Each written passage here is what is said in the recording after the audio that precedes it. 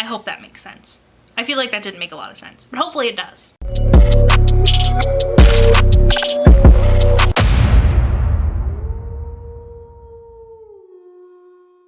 Hi everyone, and welcome back to my channel. Today I'm going to be discussing the top 10 signs that your house might be haunted by a ghost. But before we get started, my name is Sophia Lovelace and I post about ghosts, ghouls, anything creepy and cool. So if you like any of that stuff, make sure to hit the subscribe button down below to be notified when I have new uploads. Also, when you're down there, make sure to hit the bell icon.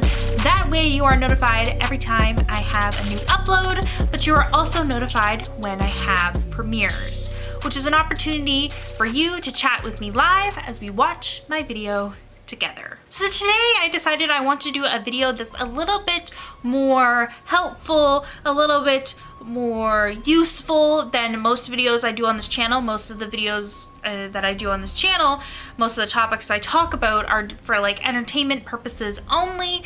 But I thought I would make a helpful video just in case if you're in a situation, if you do not know if your house is haunted or not. Now I want to start off by saying that these are signs that your house is haunted by a ghost, not a demon. I'm planning on doing another video if there is signs that there is a demon or a poltergeist in your house, but basically these signs are for if you think or if there is a ghost in your house. So number one is the feeling of being watched.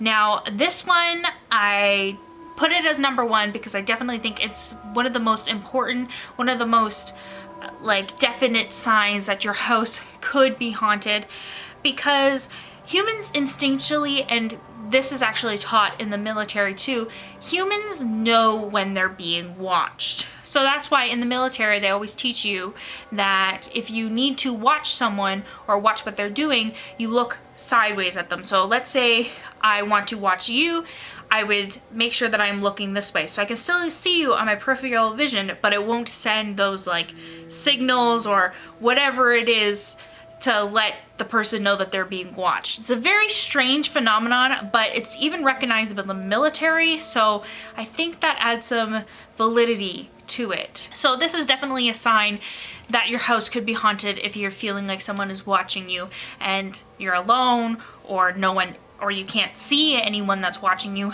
That could be a sign that there is a ghost. Number two, there is changes or drastic changes in temperature in certain areas in your house, or if you're just sitting in an area or standing in an area and suddenly you feel really cold or really warm, it's a sign of a ghost, or it could be a sign of a ghost. So ghosts, how they manifest themselves and how they even exist is by taking energy from other things. So heat is an energy, so if you suddenly feel really cold, it could be a ghost trying to use that energy to manifest.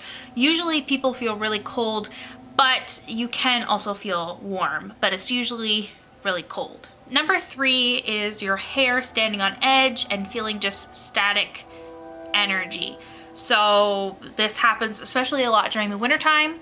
Funny story, people actually report having haunted houses during the winter more often during the summer, and that's mainly because people hear strange creakings because the house is getting colder and the heat and the cold causes creaking sounds, and it also creates static, which is a common thing to feel when you have a ghost. So if this happens during the summertime, then that could be a ghost, but if it happens during the winter or the fall or maybe even the spring, I wouldn't depend on this sign too much of your hair standing on end and feeling static or your hair getting all frizzy. Definitely that's something I experience like on a daily. So if you experience any of those, especially during the summertime, then it might be a ghost. But be wary of this sign. Number four, hearing strange footsteps, thuds, whispers, just basically any strange sound that you cannot explain. Now again, be careful with this one because like I said, people report having a haunted house more in the wintertime because of strange sounds, but that's just because like the heat and the cold. But if you're hearing it during the summertime, and if you hear it all year round, and if you really for sure know that it is the sound of footsteps, because I know sometimes footsteps can sound very distinct, if you hear that, you might have a ghost. Number 5, seeing shadow people or people at the corner of your eye. This also can include seeing people, like if you stare at a mirror and you see someone and then you turn around and no one's there. That could be a sign that you have a ghost in your house. Now, there is a strong debate about whether or not shadow people are humans or formerly humans, or if they're their own entity, or if they're somehow demons. But either way, if you're seeing shadows or if you're seeing people at the corner of your eye, that could be a sign that you have a ghost. Because, like I said, in your peripheral vision, it can tell you a lot of information, and even your subconscious could be interpreting information, even if your logical, like regular vision doesn't see anything. Your subconscious could be trying to tell you something, and you could be collecting information subconsciously, and that is a big red flag. Number 6, having electrical problems or having problem with technology. So phones could be glitching, and it could only be glitching inside the house, and maybe your phone is fine anywhere else. You could have problems with your computer, your television, any problems like that that are happening consistently, especially when you know that the technology works outside of the home or worked before moving into this home. It could be a sign that a ghost is using the energy from the electronics to manifest and to exist in your home. Smells. Now, I'm going to talk a little bit later in this video about residual versus active haunts, but if you are smelling a certain smell, that could be a residual haunt. If somebody, let's say, had a favorite perfume that they wore all the time, or if they smoked cigarettes or cigars and then that smell lingers even though they've been dead or they've moved out of the house a while ago, like maybe a few years ago, and the smell still lingers, that could be a sign that you could have a ghost or some sort of energy left over. Number 8, waking up at around 3 to 4 a.m. Now, there is a debate about this one. So there is a theory out there that humans naturally should wake up in the middle of the night around like 2 to 4 a.m. And this is a natural process that humans kind of devolved or evolved out of. So basically, before humans would wake up in the middle of the night, usually to get something to eat or just to check their surroundings to make sure that they're still safe, and then they fall back asleep. So scientists believe that humans were supposed to do that naturally, so some people still do it to this day, but a lot of people have evolved out of it. However, if it's at 3 a.m. or very close to 3 a.m., this could be the mocking of the Trinity, which could be a sign of a demon, because demons like to mock the Holy Trinity. So if you're a Christian, you believe in Jesus, God, and the Holy Spirit. So demons can sense that, and they will use the number 3 a lot to scare you. Now, so if you're waking up at 3 a.m. consistently, maybe at like 3:33, that could be a sign that you could have a demonic presence. Or also, if you're waking up at 3 to 4 a.m. and you just feel really uncomfortable, this could be a sign that it's not necessarily a demon, but it could be you're feeling uncomfortable or uneasy, so you're waking up because you can sense the spirits in your subconscious. So it doesn't necessarily mean a demon, but it could, but that is definitely some few things to consider. Number 9, animals and children staring at walls or seem to be interacting with things that are not there. Now, it is a very commonly accepted theory in the paranormal community that animals and children can see spirits that adult humans cannot, because it could, though there's several explanations of why this could be. It could be that we think too logically and we're not using our senses subconsciously enough, or it could be just human evolution. Who knows what the answer is, but it is said that children and animals can see spirits and ghosts that adult humans cannot. So if your dog is barking at a corner or a wall or seems to be afraid of a certain room, that could mean that there is a spirit there. And if your children is having conversations with things that are not there, it could be imagination, but it could also be signs that there is a spirit or a ghost. Or it could be a loved one visiting your child, which is definitely not spooky. Do not be afraid if you think that a deceased relative is coming and visiting your child. Don't be freaked out by that. But if your child is talking to something that's not there, but you have none of the other signs that your house is haunted on this list, see it as it could be that. I hope that makes sense. I feel like that didn't make a lot of sense, but hopefully it does. Number 10, things disappearing and reappearing. Now, I want to explain this a little bit because this can overlap with poltergeist/demonic activity.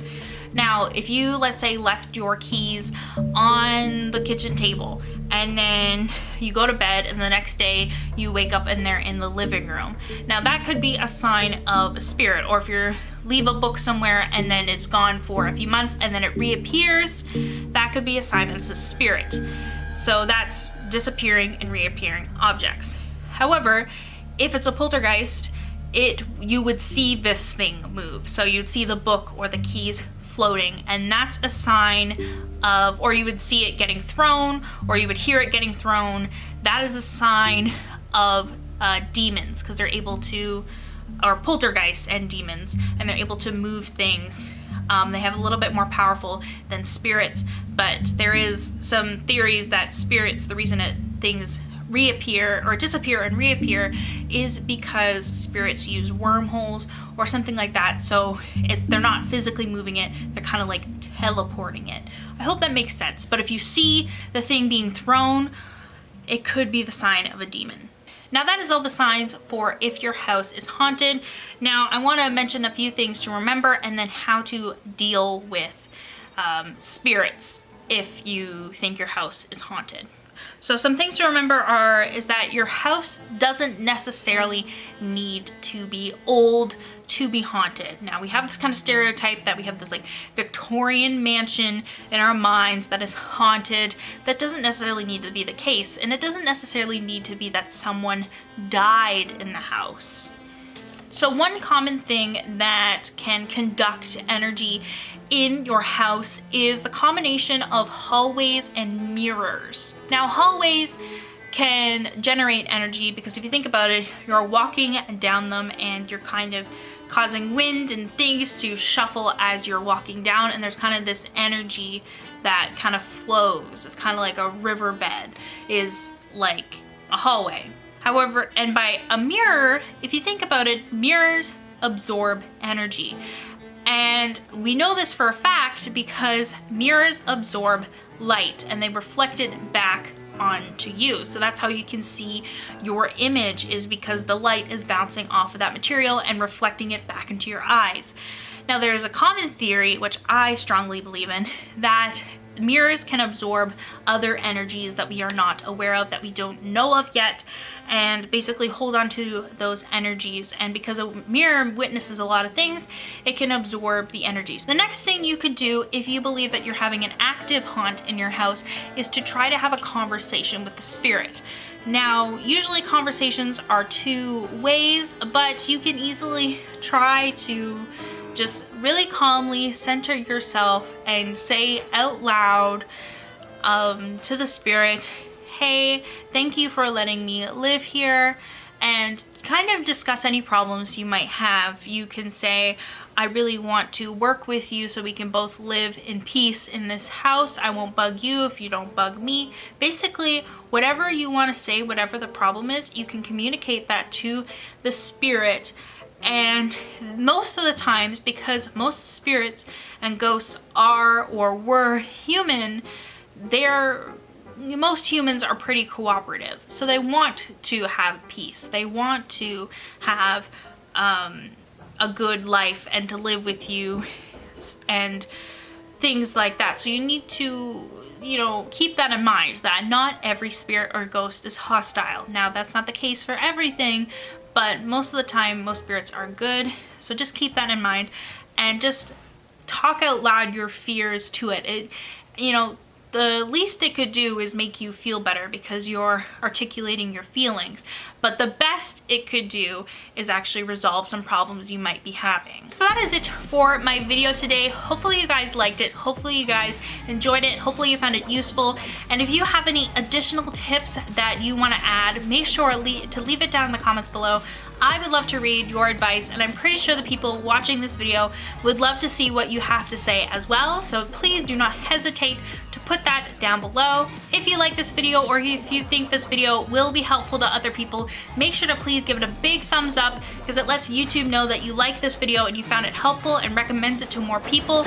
Also, make sure to share it on any social medias you might have. Also, as always, make sure to hit the subscribe button down below, because I post about ghost schools, anything creepy and cool. So if you like any of that stuff, make sure to hit the subscribe button down below. Also, when you're down there, make sure to hit the bell icon. That way you're notified when I have premieres. And I think that's it for today. Thank you guys so much for watching. I'll see you guys next time, and bye!